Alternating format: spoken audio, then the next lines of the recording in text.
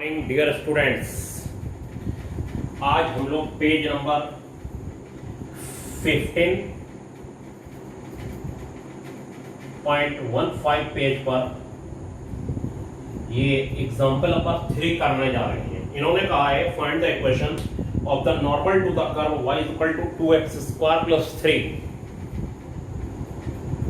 sin x 3 sin x। ठीक है बच्चों, 3 sin x at x equal to 0। तो इसमें बच्चों x इक्वल टू 0 में इस कर्व के लिए इस पर नॉर्मल की इक्वेशन निकालनी है। y equal to 2x² plus 3 sin x, 2x² plus 3 sin x नाम की जो कर्व है उसमें x इक्वल टू 0 पर जो नॉर्मल ड्रा है उसकी इक्वेशन निकालनी है। तो बच्चों जब x इक्वल टू 0 होगा तो y इक्वल टू हो जाएगा ये 3 sin 0 और ये हो जाएगा 0 हो जाएगा बच्चों। x 0 तो y भी 0 और इस पॉइंट पर जो नॉर्मल ड्रा होगा बच्चों, तो जो नॉर्मल ड्रा होगा उसकी हमें इक्वेशन निकालनी है। नॉर्मल क्या होता है, पहले 0,0 पर आप टेंजेंट ड्रा करिए और टेंजेंट ड्रा करने के बाद इसी पॉइंट पर जस्ट परपेंडिकुलर लाइन ड्रा कर लीजिए, तो इसी को बच्चों नॉर्मल बोला जाता है। क्या बोला जाता है? नॉर्मल। ठीक, तो सबसे पहला काम है बच्चों कि हम लोग गिवन कर्व निकालें, सॉरी गिवन कर्व से dy dx निकालें। Given curve y is equal to 2x² plus 3 sin x और ये बच्चों dy dx हो गया अपना 4x प्लस 3 cos x, ये हो गया बच्चों। ठीक, और dy dx एट 0,0 निकाल लिया जाए। dy dx at 0,0 dy dx at 0,0 और ये हो गया 0।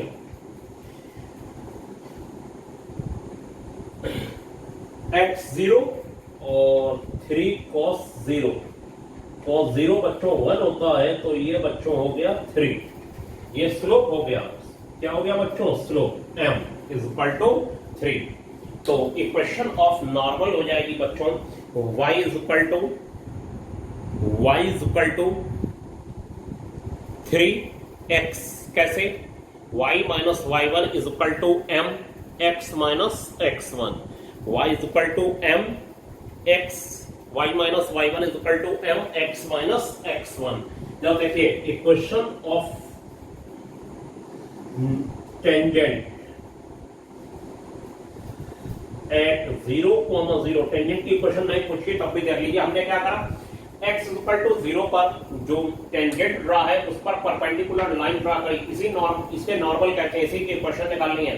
कर्व का कर्व पे x 0 रख के इस पॉइंट पर y की वैल्यू निकाल ली। y की वैल्यू हो गई x 0 sin x sin 0 हो गया, x 0 sin 0 ये हो गया।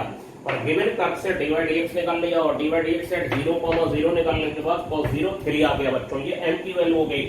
और इक्वेशन ऑफ टेंजेंट एट 0,0 बच्चों हो जाएगा y minus 0 is equal to 3x minus 0, यानी y इज इक्वल टू बच्चों हो जाएगा 3x,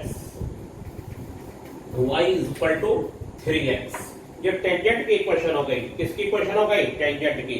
अब बच्चों हम लोगों को अगर नॉर्मल की इक्वेशन निकालनी है तो नॉर्मल की इक्वेशन निकाल लेने में बच्चों बस एक काम करना होगा, और वो काम जो होगा वो सिर्फ इतना होगा नॉर्मल की इक्वेशन में कि हमारे पास जो टेंजेंट का स्लोप है तो नॉर्मल का जो स्लोप होगा वो -1/3 हो जाएगा। कितना हो जाएगा बच्चों? -1/3। नॉर्मल का स्लोप जो हो जाएगा वो -1/3 हो जाएगा। स्लोप ऑफ नॉर्मल देखिए जरा, स्लोप ऑफ नॉर्मल जो नॉर्मल हो जाएगा, स्लोप ऑफ नॉर्मल हो जाएगा -1/3। और ये -1/3 हो जाने के बाद ये इक्वेशन ऑफ नॉर्मल कितनी हो जाएगी? इक्वेशन ऑफ नॉर्मल हो जाएगी y minus y1 is equal to m x minus x1 बच्चों, ये हो जाएगा। और ये हो जाएगा y is equal to -1/3x तो 3y is equal to minus x, तो x plus 3y is equal to 0 हो गया, x plus 3y is equal to 0 हो गया। तो ये नॉर्मल के इक्वेशन बच्चों निकल के आ गए, ठीक है।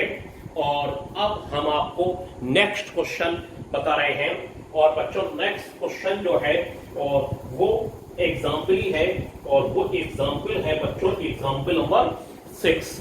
और एग्जाम्पल नंबर 6 में बच्चों देखिए, जो एग्जाम्पल नंबर 6 में कहा गया है कि ये पैरामीट्रिक फंक्शन बच्चों दे रखा है।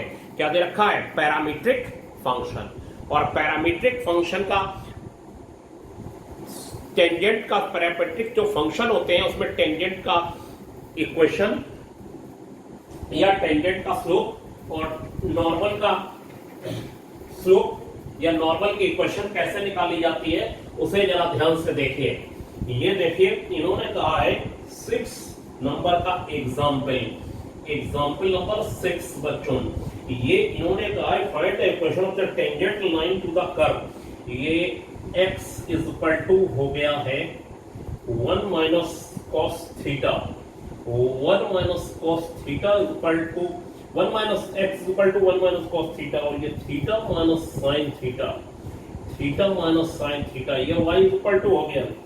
इसमें theta equal to pi by 4 पर टेंजेंट की इक्वेशन निकालनी है। Theta equal to pi by 4 पर टेंजेंट की बच्चों इक्वेशन निकालनी है। तो जब theta equal to pi by 4 पर टेंजेंट की बच्चों इक्वेशन निकालनी है तो इसे हम लोगों को ध्यान से समझना पड़ेगा। और क्या ध्यान से समझना पड़ेगा, जरा देखिए बोर्ड पर। ये कर्व कैसे बनते हैं? ये कर्व बच्चों ऐसे बनते हैं कि इसमें x एक्सिस है और चलिए y एक्सिस है, और ये कर्व सपोज ऐसा है, ये कर्व सपोज ऐसा है, ठीक। और ये ऐसा हो जाने के बाद इसमें आप x की थीटा की वैल्यू 0 डाल दीजिए तो x और y आ जाएगा। जब थीटा आप 0 डालेंगे तो ये हो जाएगा cos 0 1, तो यहां पर आ जाएगा 1 माइनस 1 0, और थीटा 0 डालेंगे तो ये 0 आ जाएगा। सपोज कर लीजिए, सपोज, ठीक है। तो इसी को हम उस समय बोलेंगे x1, y1, यानी ये थीटा इज इक्वल टू 0 पर, ये बहुत गंभीरता से एक बार समझ लीजिए, थीटा इज इक्वल टू 0 पर एक पॉइंट आ गया। जो पॉइंट आया वो 0,0 आया, और बच्चों जब 0,0 आया तो 0,0 पर जो पॉइंट लगाया, इसके बाद हम ध्यान से समझिए, theta is equal to pi by 6 लगा दें, पाई बाई 6। और बच्चों पाई बाई 6 लगा देने के बाद ये हो जाएगा 1 माइनस कॉस पाई बाई 6, और ये हो जाएगा cos 30 यानी √3/2, 1 माइनस √3/2 कॉमा पाई बाई 6, ये हो गया पाई बाई 6 माइनस ये हो गया 1/2, ये हो गया दिस, ठीक है बच्चों। 1 minus √3/2 comma pi by 6 minus 1/2, ये थीटा इक्वल टू ये पॉइंट आ गया। ऐसे ही पाई बाई 4 लगा दीजिए, और ऐसे ही बच्चों पाई बाई 3 लगा दीजिए, एंड सो ऑन लगाते चलिए। तो जो पॉइंट मिलते जाएंगे उससे ग्राफ प्लॉट हो जाएगा। इसे पैरामीट्रिक फंक्शन कहते हैं। पैरामीट्रिक फंक्शन कौन से होते हैं? जिसमें x और y बच्चों थीटा के टर्म में दिया हुआ होता है। किसके टर्म में दिया हुआ होता है? थीटा के टर्म में। इसमें हम लोगों को ये काम करना होता है, x और y अगर थीटा के टर्म में दे रखा है तो बच्चों इसमें हम लोगों को ये काम करना होगा कि आप थीटा की वैल्यू 0 लगाइए, तो जो x और y आएगा वही x1 y1 होगा। थीटा इज इक्वल टू 0 पर वही 0,0 हो गया। Theta is equal to pi by 6 लगाइए तो x और y जो आया वही x1, y1 हो गया। Theta is equal to pi by 4 लगाइए तो जो x और y आया वही x1 और y1 हो गया। पाई बाई 3 वही x1 और y1 हो गया। तो x1 और y1 थीटा रख के निकलते हैं और फिर उसी से कर्व प्लॉट हो जाता है। मेन मसला बच्चों ये है कि कर्व प्लॉट आखिर कैसे होता है। ठीक, अब हम लोग के लिए बहुत आसान है, इक्वेशन ऑफ टेंजेंट निकालना है at theta equal to pi by 4। अब हम लोग गिवन कर्व लेंगे, गिवन कर्व। गिवन कर्व में बच्चों कहा गया x equal to 1 minus cos theta, तो आप dx ओवर डी थीटा निकाल लीजिए और ये हो जाएगा साइन थीटा बच्चों, साइन थीटा 1 0 और कॉस थीटा का माइनस साइन थीटा, तो प्लस साइन थीटा हो जाएगा। और फिर बच्चों आप y इक्वल टू लिख लीजिए और y इक्वल टू हो जाएगा थीटा माइनस साइन थीटा, और थीटा माइनस साइन थीटा तो dy ओवर डी थीटा, तो ये हो जाएगा 1 माइनस कॉस थीटा, और 1 माइनस कॉस थीटा हो जाने के बाद आप dy dx निकाल लीजिए। नाउ dy dx, नाउ ये हो गया बच्चों dy dx, और dy dx जो बच्चों हो गया वो हो गया dy over d theta over dx over d theta, ये आ गया बच्चों। और dy ओवर डी थीटा को अगर dx ओवर डी थीटा से डिवाइड कर देंगे बच्चों तो यही dy dx हो जाएगा, और dy dx at theta is equal to pi by 4 पर निकाल लेने का मतलब है slope of tangent at theta is equal to pi by 4। Pi by 4 बच्चों इसके कहीं आगे आया, और ये जो यहाँ पर theta is equal to pi by 4 रखा गया, तो जो x की वैल्यू बच्चों होगी वही x1 कहलाएगी, और जो y की वैल्यू होगी वही y1 कहलाएगी। लेकिन फिलहाल तो ये थीटा के टर्म में आ रहा है, तो बच्चों dy dx निकाल लिया, dy dx at theta equal to pi by 4, और ये हो गया बच्चों 1 minus cos theta upon dx over d theta, dx over d theta बच्चों साइन थीटा हो गया, और ये हो गया 1 माइनस कॉस पाई बाई 4, और ये हो गया साइन पाई बाई 4, और साइन पाई बाई 4 और कॉस पाई बाई 4 की जो वैल्यू है वो लगा दी जाएगी, ठीक है। और फिर जरा देखिएगा क्या होगा, ध्यान से समझिएगा। अब ये फिगर का कोई मैटर नहीं रह गया है, और फिर dy over d theta, dy over जो डी थीटा है at theta is equal to pi by 4, pi by 4 पर हो जाएगा 1 माइनस 1 अपॉन रूट 2, और ये हो जाएगा 1 अपॉन रूट 2, तो ये हो गया बच्चों रूट 2 माइनस 1, ये हो गया रूट 2 माइनस 1, यही हो गया slope, slope of tangent, slope of tangent at theta equal to बच्चों pi by 4, theta equal to pi by 4 पर टेंजेंट का स्लोप हो गया, ठीक।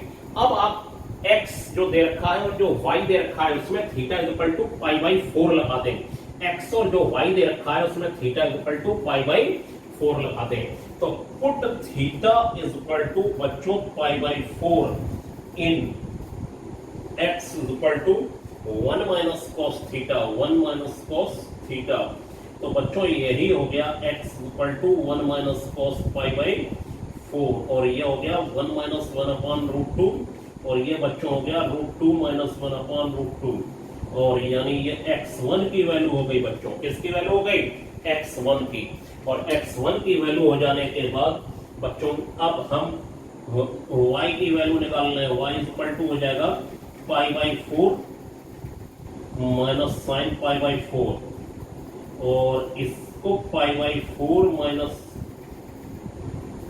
1 बाई रूट 2, ये हो गया 1 बाई रूट 2, ये हो गया, ठीक है।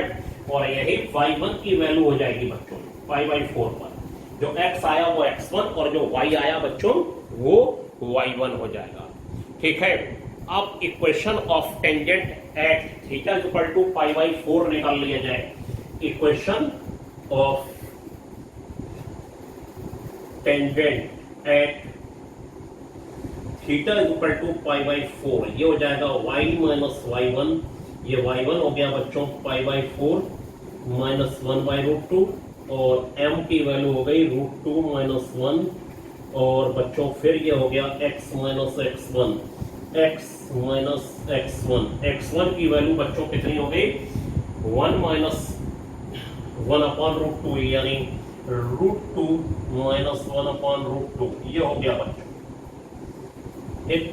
y minus y1 is equal to m x minus x1, और इसे ज्यादा आप कैलकुलेट करने की कोशिश मत करिए तो ज्यादा ही अच्छा रहेगा। अब देखिए जो नेक्स्ट क्वेश्चन आ रहा है बच्चों, उसे ध्यान से,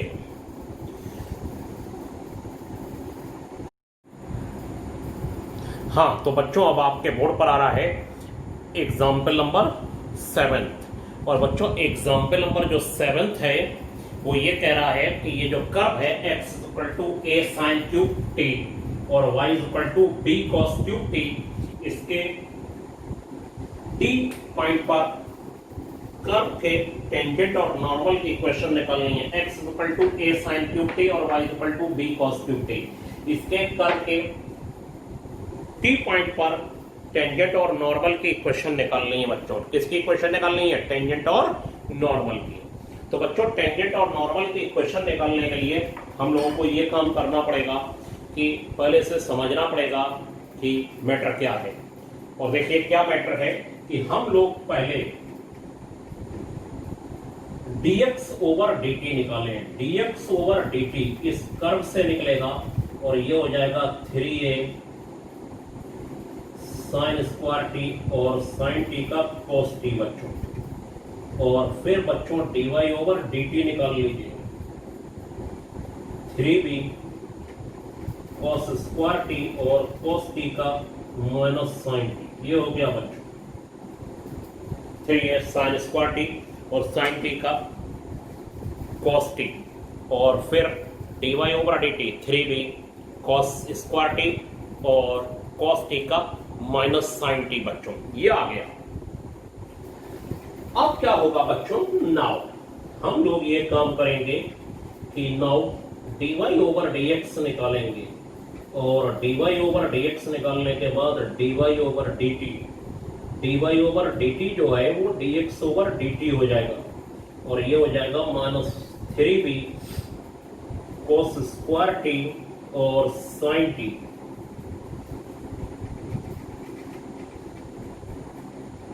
ये हो गया 3a साइन स्क्वायर टी और बच्चों cos टी, 3 से 3 कैंसिल हो गया, minus b cos T upon sine T और ये a आ गया बच्चों। ठीक है, dy ओवर dx। ये dy ओवर dx जानते हैं क्या होता है? ये dy ओवर dx बच्चों होता है, अगर मैं इसमें पॉइंट पुट कर दूं तो at t is equal to 2। अब अगर आप यहां पर देखें तो यहां जो एंगल है वो t है, यहां पर भी एंगल t है बच्चों। अब t अगर 0 होता तब फिर x1 की वैल्यू 0 और y की वैल्यू b, ये यानी y1 की वैल्यू b हो जाती। अब π/4 होता तब x1 और y1 वैल्यू आती, लेकिन at t is equal to t पर निकलवाया इन्होंने कहा t पर कर दीजिए। और फिर ये dy dx में t के ही टर्म में है मैटर, तो आप t के ही टर्म में लगा दीजिए, x1 और y1 के टर्म में लगाने को नहीं है, जैसे हम लोग लगाते थे ना x1 y1 dy dx। अब dy dx जो ये पैरामीट्रिक फंक्शन है, इसमें ध्यान दीजिए, ये जो पैरामीट्रिक फंक्शन है उसमें dy dx जो है वो t के ही टर्म में लग जाएगा, minus b upon a cos t upon बच्चों ये हो जाएगा sin t, ये हो गया बच्चों cos t upon sin t, ये आ गया बच्चों। तो अब हम लोगों को ये काम करना है कि x1 और y1 की वैल्यू निकालनी है। ये स्लोप ऑफ टेंजेंट हो गया, ये स्लोप ऑफ टेंजेंट हो गया और reciprocal with negative sign slope of normal हो जाएगा। क्या हो जाएगा? Slope of normal, reciprocal with negative sign at t is equal to t, at t is equal to t। ये देखिए मैं कहता हूं एट, या फिर ऐसे लिख लीजिए eight the point t point पर x की वैल्यू हो जाएगी a sin क्यूब t और ये हो गया x1 और y is equal to b cos cube t और ये हो गया बच्चों y1, ये हो गया x1 और y1। और फिर इक्वेशन ऑफ टेंजेंट हो जाएगी बच्चों y minus y1 b cos cube t is equal to minus b upon a cos t upon sin t x minus x1 a sin cube t। ये आ गया बच्चों, क्या करा हमने? y minus y1 is equal to mx minus x1 हो गया, y minus y1 is equal to mx minus x1 हो गया बच्चों। ये थोड़ा सा नया कैमरा है, ये बार बार आप देख रहे होंगे, मैं ट्रायल ले रहा हूँ इसमें, ठीक है। और ये थोड़ा और हाई ग्रेड का मैंने करा है कैमरे को, ठीक, काफी हाई ग्रेड का। और ये इतना सेंसिटिव है कि ये कमरे की भी जो लाइट वो है कलर उसको बोर्ड तक ले रहा है, पता नहीं क्या इसको सेट करना पड़ रहा है, इसलिए थोड़ा सा बार बार आपके पास एक आध बार हाथ आया होगा, आपने देखा होगा बच्चों, ठीक है। परेशान होने वाली कोई बात नहीं है। क्या करा हमने, dx ओवर dt निकाला, dy ओवर dt निकाला और dy ओवर dx निकाल लिया। dy ओवर dx से क्या कर लिया, dy ओवर dx से ये निकालने के बाद dy dx at t equal to t निकाल लिया, ये स्लोप ऑफ टेंजेंट हो गया। अब eight the point t x की वैल्यू x1 की वैल्यू कहलाएगी, y की वैल्यू y1 की कहलाएगी। इक्वेशन ऑफ टेंजेंट ये आ गया। अब टेंजेंट ये क्रॉस मल्टीप्लाई कर दीजिए और बस आपकी टेंजेंट की इक्वेशन हो जाएगी बच्चों, x एक sin क्यूब t और comma b cos cube t पर। अब क्या होगा बच्चों, बस एक काम और करना है, स्लोप ऑफ नॉर्मल। और स्लोप ऑफ नॉर्मल मैं यहां पर लिख देता हूं आपको, slope of normal, slope of normal at t is equal to t या एट द पॉइंट t, बस आपकी मर्जी, t बदलता रहेगा। इन्होंने t को जनरलाइज कर दिया है और जनरलाइज में t ही रखा है।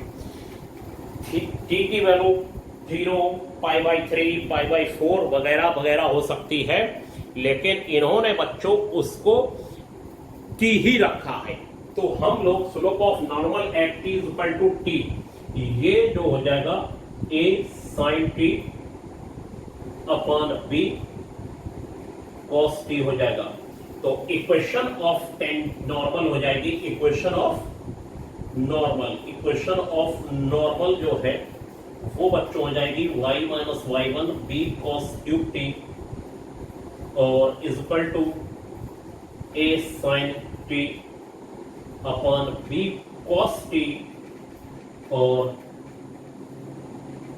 x minus x1 a sin cube t, ये हो गया, ठीक। y minus y1 is equal to m x minus x1, ठीक है। ये m है, नॉर्मल का स्लोप हो गया। क्या हो गया बच्चों, नॉर्मल का स्लोप। अब आप लोगों को मेरी बात समझ में आ गई होगी। अगर यहाँ t π/4 होता तो हर जगह पहले मैं t π/4 लगाता हुआ चल रहा होता। इसमें बस dy dx at t is equal to t ही लगाया जाएगा, t इज इक्वल टू 0 लगाया जाएगा। 0 अगर कहा है उसमें x1 और y1 नहीं लगाया जाएगा, वो वहीं पर, ठीक है।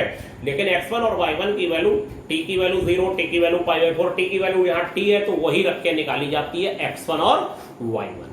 अब बच्चों मैं आपको एक बहुत बहुत बहुत ही बढ़िया क्वेश्चन कराने जा रहा हूं, और वो क्वेश्चन है बच्चों, ये कहते हैं एग्जाम्पल 8 में, और एग्जाम्पल 8 में कहा गया है कि find the show that the line, ये जो show that the line x upon a plus y upon b touches the curve, ये कर्व को टच करती है, ये कर्व को टच करती है at the point where it crosses the y axis, जहां ये y एक्सिस को बच्चों क्या करता है, क्रॉस करता है। ये y एक्सिस हो गया बच्चों और ये x एक्सिस हो गया। ये कर्व है y is equal to b e की power minus x upon a, b e की power minus x upon a, ये कर्व हो गया बच्चों। अब क्या है, इस कर्व पर जो टेंजेंट की बच्चों इक्वेशन है, वो टेंजेंट की इक्वेशन जो है वो x upon a plus y upon b is equal to 1 है, ये निकालना है। तो ये x एक्सिस हो गया, ये y एक्सिस हो गया बच्चों। तो बच्चों जब ये कर्व y एक्सिस को क्रॉस करेगा, when curve y is equal to b e की power minus x upon a crosses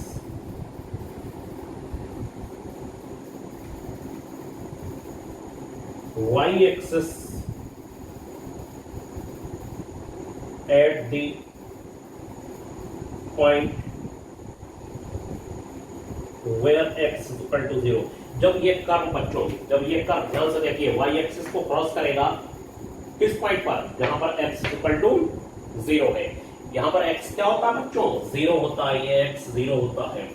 तो इसमें आप put x is equal to 0 in y is equal to b e की power minus x upon a, और ये y is equal to बच्चों हो जाएगा b ई की पावर 0, यानी b हो जाएगा, ये हो जाएगा 0, b बच्चों, कितना हो जाएगा 0, b हो जाएगा।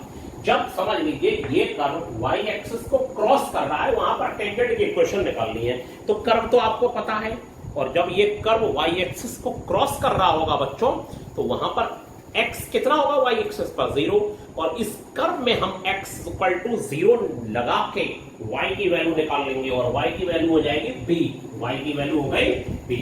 अब आप इसी पॉइंट पर 0, b पर टेंजेंट की इक्वेशन निकालिए। क्या निकालिए? टेंजेंट की equation. Equation of tangent at 0, b निकालने के लिए गिवन कर्व देखिए क्या है। Given curve y is equal to b e की power minus x upon a, तो बच्चों dy dx जो हो जाएगा वो हो जाएगा b ई की power minus x upon a, और माइनस 1 अपॉन ए और हो गया। ये कैसे हो गया माइनस 1 अपॉन ए? ई की पावर माइनस एक्स अपॉन ए का ई की power minus x upon a, और माइनस एक्स अपॉन ए का माइनस 1 अपॉन ए और आ गया, एक्स का 1 और ए नीचे आ गया। ठीक है, ये चेन रूल। अब dy dx at 0, dy dx at 0, बच्चों b निकाल लें, तो ये हो जाएगा 0 माइनस 1 अपॉन ए, तो बच्चों ये हो जाएगा माइनस बी अपॉन ए हो गया, माइनस बी अपॉन ए, ये आ गया। और अब हम टेंजेंट की इक्वेशन निकाल लेते हैं एट 0, b पर। Equation of tangent at 0, b, और 0, b पर टेंजेंट की इक्वेशन के लिए स्लोप हमको पता है। Equation of tangent